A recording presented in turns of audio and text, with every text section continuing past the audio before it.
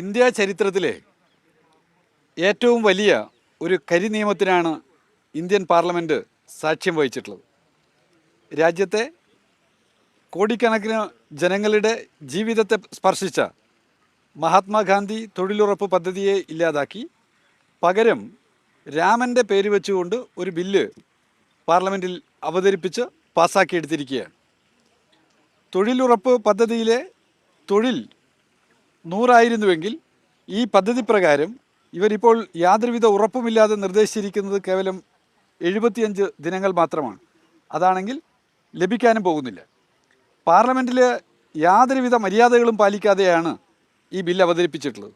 ഇവർ എല്ലാ കക്ഷികളുമായുള്ള കൂടിയാലോചന, ആ കൂടിയാലോചനയെ അടിസ്ഥാനപ്പെടുത്തിയുള്ള തയ്യാറാക്കുന്ന പ്രൊസീഡിങ്സ്, അതിനെ അടിസ്ഥാനപ്പെടുത്തിക്കൊണ്ടുള്ള സഭയുടെ നടത്തിപ്പ്, എല്ലാ മര്യാദകളും ലംഘിച്ചുകൊണ്ട് ജനാധിപത്യ വിരുദ്ധമായിട്ടാണ് ഈ ബില്ല് പാസ്സാക്കിയിട്ടുള്ളത്. കേവലം ഒരു ദിവസം പോലും പാർലമെൻറ്റ് അംഗങ്ങൾക്ക് ഈ ബില്ലിൻ്റെ മുകളിൽ തയ്യാറെടുപ്പുകൾക്ക് വേണ്ടി നൽകിയില്ല. ഒരു ദിവസം പോലും നൽകിയില്ല.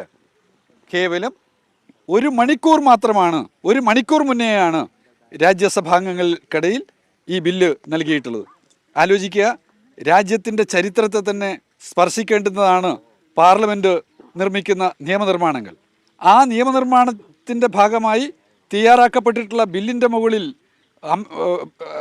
ചർച്ചയിൽ പങ്കെടുക്കാൻ, അതിന് മുകളിൽ പ്രതികരിക്കാൻ 1 മണിക്കൂർ സമയം പോലും പാർലമെൻറ്റ് അംഗങ്ങൾക്ക് നൽകാത്ത ഒരു കാഴ്ചയാണ് നാം കണ്ടിട്ടുള്ളത്. അത്യന്തം ഭയാനകമായിട്ടുള്ള ഒരു രാഷ്ട്രീയ സാഹചര്യത്തിലേക്കാണ് BJP നേതൃത്വത്തിൽ രാജ്യത്തെ നയിച്ചുകൊണ്ടിരിക്കുന്നത്.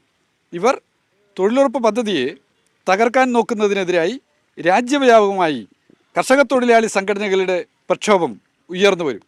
ഈ വരുന്ന ദിവസങ്ങളിൽ രാജ്യത്തിൻ്റെ വിവിധ ഭാഗങ്ങളിൽ കർഷക തൊഴിലാളികൾ, അഗ്രികൾച്ചർ വർക്കേഴ്സ് യൂണിയൻ്റെ നേതൃത്വത്തിൽ, അതുപോലെ സമാന ചിന്താഗതിക്കാരായിട്ടുള്ള മറ്റ് സംഘടനകളുടെ നേതൃത്വത്തിൽ അതിവിപുലമായിട്ടുള്ള സമരം ഇന്ത്യയുടെ എല്ലാ ഭാഗത്തും, എല്ലാ സംസ്ഥാനങ്ങളിലും സംഘടിപ്പിച്ചുകൊണ്ടിരിക്കുകയാണ്.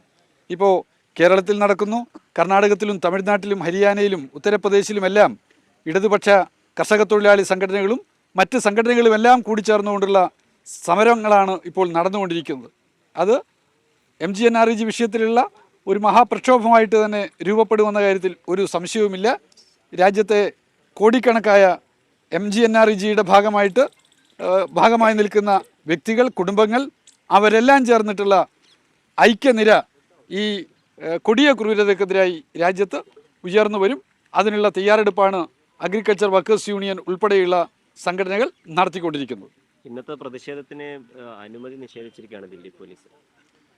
കർഷകരുടെയും തൊഴിലാളികളുടെയും പ്രതിഷേധങ്ങൾക്ക് അനുമതി കൊടുക്കാതിരിക്കുക, കരിനിയമങ്ങൾ പാസ്സാക്കുക എന്നുള്ളതാണ് ഇവരിപ്പോൾ സ്വീകരിച്ചുകൊണ്ടിരിക്കുന്ന സമീപനം. ഡൽഹിയിൽ സമീപകാലത്ത് കർഷകരുടെയും തൊഴിലാളികളുടെയുമായി നടന്നിട്ടുള്ള ഓരോ സമരത്തെയും എങ്ങനെയെല്ലാം ഇല്ലാതാക്കാൻ പറ്റുമെന്നാണ് അവരാലോചിച്ചുകൊണ്ടിരിക്കുന്നത്. അതുതന്നെയാണ് ഇന്നത്തെ വിഷയവുമായിട്ടുള്ള അനുഭവവും. ഇത് ആദ്യത്തെ അല്ല. കർഷക തൊഴിലാളി യൂണിയൻ്റെ, അഗ്രികൾച്ചർ വർക്കേഴ്സ് യൂണിയൻ്റെ മാർച്ച് ജന്തർ മന്ദിറിൽ അനുമതി ചോദിച്ചു, നൽകാതിരുന്നു. അതിനു മുമ്പ് ട്രേഡ് യൂണിയൻ സംഘടനകളുടെ മാർച്ചിൻ്റെ ഭാഗമായിട്ട് ഇതേ സ്ഥിതിയുണ്ടായി.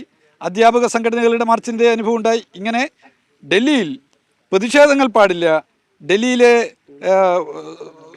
സാധാരണക്കാരായ മനുഷ്യർക്ക് നടന്നു പോകാൻ പോലും പറ്റാത്ത നിലയിലേക്ക് ഡൽഹിയെ പട്ടാള ഭരണത്തിൻ്റെ രീതിയിലേക്ക് കൊണ്ടുപോവുകയാണ്. ഇവിടെ ഡൽഹിയിൽ നീണ്ടകാലമായിട്ട് നിൽക്കുന്ന ആളുകളാണ് ഇവിടെയുള്ള പത്രക്കാരെല്ലാം. ഓരോ ആൾക്കും അറിയാം എങ്ങനെയായിരുന്നു ഇന്നലകളിലെ ഡൽഹി. ഇന്നിപ്പോൾ ഓരോ സ്ഥലത്തും ബാരിക്കേഡുകൾ വെച്ച് നടക്കാൻ പോലും പറ്റാത്ത നിലയിലേക്ക് ഡൽഹിയെ മാറ്റി തീർത്തിരിക്കുന്നു. ഇങ്ങനെ മാറ്റി തീർത്തിട്ടുള്ള ആളുകൾ കർഷക തൊഴിലാളികളുടെ, ഈ രാജ്യത്തിലെ ഏറ്റവും പാവപ്പെട്ട മനുഷ്യരായിട്ടുള്ള ആളുകളുടെ പ്രക്ഷോഭത്തിന് വേണ്ടി ആ പ്രക്ഷോഭത്തിൻ്റെ പ്രതിഷേധം അറിയിക്കാനുള്ള ശ്രമത്തെ പോലും ഇല്ലാതാക്കുന്ന നിലയാണ് ഉണ്ടായിക്കൊണ്ടിരിക്കുന്നത്.